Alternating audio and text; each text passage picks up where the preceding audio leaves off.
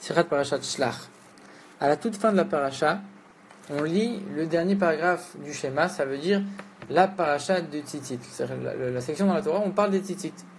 Et quand on regarde l'explication de Rashi sur cette paracha, il y a plein de questions. Alors comme on le sait tous quand on lit le schéma, le dernier verset du schéma, c'est « Je suis l'Éternel votre Dieu qui vous a sorti d'Égypte », etc. Alors Rashi, il fait l'explication de chaque chose dans le paragraphe. Quand il arrive au dernier verset, il donne l'explication de Ani Hashem Elokechem. Donc là, normalement, Rashi, il est censé avoir terminé. Il a terminé le paragraphe du schéma. Il a terminé d'expliquer cette paracha de Tzitzit. Et pourtant, Rashi, il continue dans son explication. Il revient sur d'autres choses qui étaient plus haut. Il dit, Petit Techelet, il explique c'est quoi le fil bleu azur. Et là, dans ses commentaires, Rashi commence à expliquer que c'est un lien avec pourquoi on lit la paracha de Tzitzit collée avec celle de celui qui a ramassé le bois pendant Shabbat et collée avec celui qui fait Avodah Zarah pour dire qu'en vérité les Tzitzit c'est comme l'idolâtrie, c'est comme Shabbat, ça équivaut à toutes les mitzvot.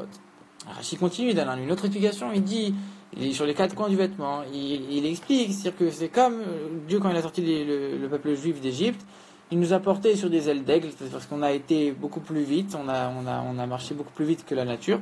Et donc les ailes d'aigle, ça fait allusion aux aigles, aux ailes, au coin du tzitzit. Ensuite, Rashi il dit, et pourquoi le fil azur s'appelle Tchelet? Parce que Tchelet, c'est comme Shikul Bechorot, c'est comme, ça rappelle la plaie des premiers-nés. Alors, quel rapport Rashi il vient, il explique plein de choses comme ça, alors qu'il a terminé l'explication de ce paragraphe, et il revient à la fin, expliquer encore d'autres choses. Donc du coup, en plus, c'est même pas dans l'ordre. Et c'est des choses qui auraient dû être écrites dans l'ordre, surtout que le fait que la paracha Tzitzit se trouve à un endroit ou pas à un autre, ça aussi, ça aurait dû arriver. C'est des questions qui auraient dû arriver dès le début. En vérité, le Rabbi explique que Rashi, ici, il vient pour expliquer quelque chose d'après le sens simple, qui n'était pas clair. Et c'est sa seule manière de l'expliquer. Avec 3 commentaires en plus, qui ont chacun un lien l'un avec l'autre, et qui viennent chacun expliquer le sens simple, pourquoi ça se termine comme ça, la paracha des Tzitzit. Alors c'est quoi cette question-là? On va le voir. Et c'est quoi le lien entre ces 3 explications? Et surtout, qu'on voit que la première chose, c'est qu'il dit là, la paracha Tzitzit, elle se trouve entre l'idolâtrie et le Shabbat, pour t'enseigner ça et ça. Donc ça, c'est d'abord l'ensemble de la paracha Tzitzit. Et après, il vient, il explique chaque détail de la mitzvah de Tzitzit. Donc il voit l'ensemble de la mitzvah et aussi les détails de la mitzvah. En vérité, après, il y a plein d'autres questions que le Rabbi il va maintenant poser sur Rashi. Pourquoi Rashi il cite les mots « Vous ferez toutes mes mitzvot ». Juste avant, il y a un autre verset qui dit « Vous vous rappellerez de toutes les mitzvot ». Pourquoi? Pour dire que les tzitzit c'est toutes les mitzvot. Il dit « Vous ferez toutes les mitzvot » et pas « Vous vous rappellerez toutes les mitzvot ». Alors qu'il était avant le pasuk. Quand Rashi maintenant il explique c'est quoi les 4 coins du tzitzit, dans notre paracha à nous, il n'y a pas écrit que le tzitzit que c'est ces 4 coins. C'est écrit nulle part, c'est pas mentionné. C'est que dans la paracha de Kitetsé, bien plus loin que ce sera mentionné. Pourquoi Rashi maintenant il vient, il te cite la paracha de Kitetsé, mais dis-le là-bas. Et il vient te dire attends, c'est pas quand il y a 3 coins, ni 5 coins, c'est 4. Mais explique-le à son endroit, c'est la paracha de Kitetsé, qu'est-ce que tu as besoin de venir le dire maintenant? Et après Rashi dit quoi? Et c'est 4 comme les 4 langages de délivrance avec lesquels le peuple juif a été libéré. Mais quel rapport maintenant? Quel rapport? Tu viens ramener un verset d'une autre paracha pour expliquer un truc qu'on ne comprend même pas le lien avec la paracha de maintenant. Après Rashi il explique, le mot Tchelet c'est comme Shikul Bechorot. Qu'en araméen pour dire Tchelet on dit Shakla. Non, en araméen pour dire destruction on dit Trala. Trala ça ressemble à Tchelet, alors il a rapproché Rashi. Et après il vient, il explique, et la couleur c'est comme la couleur qu'il y avait au moment de la plaie des premiers-nés. Alors quel rapport tu es en train de vouloir évoquer la plaie des premiers-nés avec le ciel qu'il y avait pendant la plaie des premiers-nés? La plaie des premiers-nés, c'est une chose, il y a plein de choses à dire dessus, mais quel rapport tu es en train de parler maintenant du ciel qu'il y avait pendant la plaie des premiers-nés?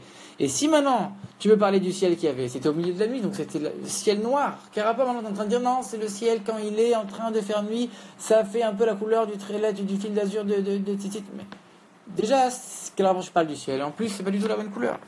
Ensuite, Rashi il explique qu'il y a 8 fils dans les Tzitzit qui font allusion aux 8 jours depuis la sortie d'Égypte jusqu'à la traversée de la mer Rouge.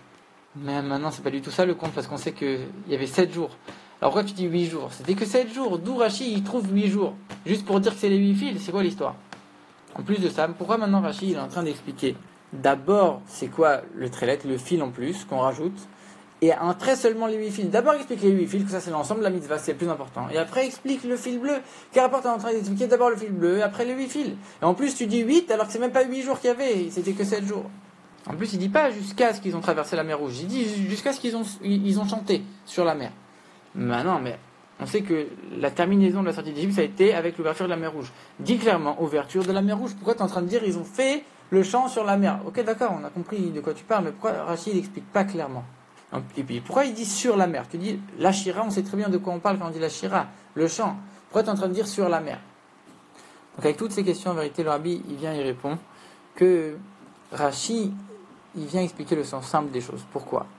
Parce que tout ce paragraphe du schéma des Tzitzit, il se termine avec le verset Ani Hashem Elokechem, moi je suis l'Éternel, votre Dieu, qui vous est sorti d'Égypte.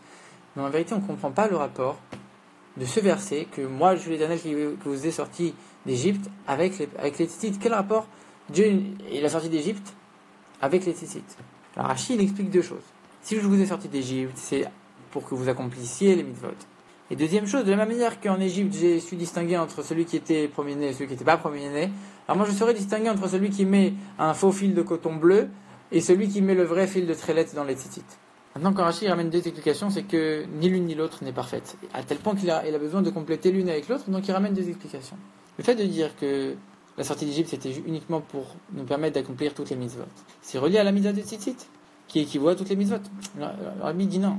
La mitzvah de tzitzit, elle te permet de voir, et quand tu vas voir, tu vas te rappeler toutes les mitzvot, et quand tu vas te rappeler, tu vas faire toutes les mitzvot. Mais la mitzvah tzitzit, c'est pas faire toutes les mitzvot elles-mêmes. Alors que Shabbat et Avodah Zarah, ça même, c'est faire toutes les mitzvot. C'est pour ça que Rachid ramène une deuxième explication pour compléter. Il ramène une explication sur la mitzvah des tzitzit elle-même, pour dire que non, c'est la mitzvah elle-même des tzitzit. Et c'est pas seulement qu'elle va amener aux autres mitzvot. Mais même cette explication, elle n'est pas complète, parce que tu es en train de parler juste de la plaie des premiers-nés, de la même manière qu'il a distingué entre un premier-né et pas un premier-né, donc, mais tu n'es pas en train de distinguer l'ensemble de la sortie d'Égypte. Donc c'est incomplet. En plus, tu es en train de parler du trélet, du fil d'azur, mais tu n'es pas en train de parler de l'ensemble de la mitzvah des tzitzit. En réalité, la première explication, elle te fait le lien entre tzitzit et accomplir toutes les mitzvot. Mais comme on l'a dit, c'est pas un lien qui est à 100%. Alors Rachid a mis une autre explication en disant, regarde, sortie d'Égypte, ça a quand même un lien avec tzitzit spécifiquement et pas Shabbat et Avodah Zarah. Mais c'est pas vraiment la sortie d'Égypte dans son ensemble, c'est que la plaie des premiers-nés et c'est qu'un détail de la méthode des tzitzit, donc c'est pas complet non plus. Et comme les explications sont pas parfaites, alors Rashi, après avoir terminé toute l'explication du paragraphe, et après avoir expliqué le dernier verset, et comme cette explication du dernier verset elle n'est pas claire, elle n'est pas parfaite, alors il ramène les trois points, les trois explications, les trois paragraphes qu'on a vus et sur lesquels on a posé les questions précédemment. Et c'est pour ça que Rashi vient et déjà il commence. Voilà, il répond aux questions. La paracha des tzitzit, elle est accolée à la paracha de Shabbat et à la paracha de l'idolâtrie. Pour t'enseigner que c'est pas juste que quand tu vas regarder le tzitzit, tu vas te rappeler, ça va t'amener au mitzvot. C'est quand tu accomplis le tzitzit lui-même, déjà t'es considéré comme si tu as fait toutes les mitzvot. Exactement comme Shabbat et comme l'idolâtrie. C'est pour ça que c'est ensemble. Et c'est pour ça que Rashi vient renforcer. En vérité, oui, la sortie d'Égypte, elle est liée au tzitzit. Et c'est oui toutes les mitzvot. C'est pas juste que ça va t'amener, c'est oui toutes les mitzvot. Et c'est pour ça que Rashi il est en train de noter dans son explication, pas le verset qui dit vous vous rappellerez des mitzvot, il dit le verset vous ferez toutes les mitzvot. Même si c'est un verset qui vient après et qui ne serait pas dans l'ordre, mais il exprime plus que le tzitzit, c'est lui-même il fait ça accomplit toutes les mitzvot. Alors dans ce cas-là, c'est exactement comme Shabbat et comme l'idolâtrie, les trois, c'est comme toutes les mitzvot. Mais alors pourquoi on n'aurait pas pris Shabbat ou l'idolâtrie pour dire que c'est grâce à ça Dieu nous a fait sortir d'Égypte? C'est pour ça que Rashi vient et il explique le détail de chaque détail de la mitzvah des tzitzit et il explique en quoi chaque détail il a un lien avec la sortie d'Égypte. Pour dire regarde, le tzitzit c'est pas juste une mitzvah et c'est pas stam une mitzvah qu'elle a un lien avec la sortie d'Égypte et qu'elle est considérée comme si elle a accompli toutes les mitzvot. Chaque détail de la mitzvah il rappelle la sortie d'Égypte. C'est pour ça que Rashi continue dans les détails. Rashi vient, il dit les quatre coins, c'est les quatre ailes, c'est comme Dieu nous a porté sur des ailes d'aigle pendant la sortie d'Égypte, première chose. Et il vient, il ramène un verset, c'est pas du tout la même paracha, et c'est pas du tout le sujet ici, il vient de dire c'est quatre coins, et pas trois, et pas cinq, et c'est quatre comme les quatre langages de délivrance de la sortie d'Égypte. Rashi vient pour montrer vraiment c'est un lien avec la sortie d'Égypte.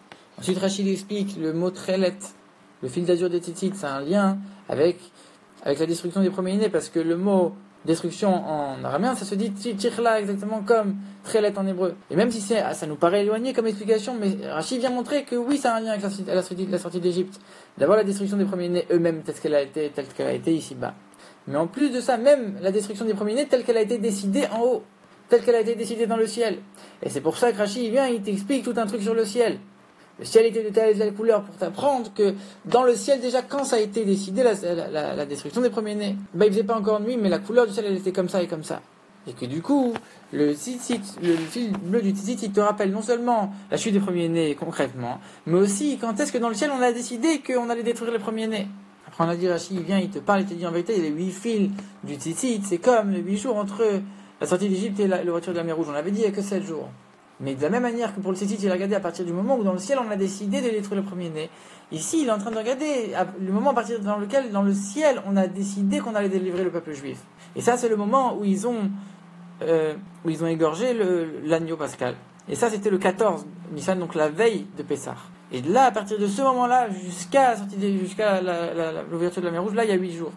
Comme pour le trélettre, il est en train de regarder la formation dans le ciel, déjà comment ça a été fait. Depuis le début jusqu'à la fin, parce que la fin, c'est la sortie de la mer Rouge. Et vraiment la fin, jusqu'à ce qu'ils aient plus du tout peur d'aucun Égyptien.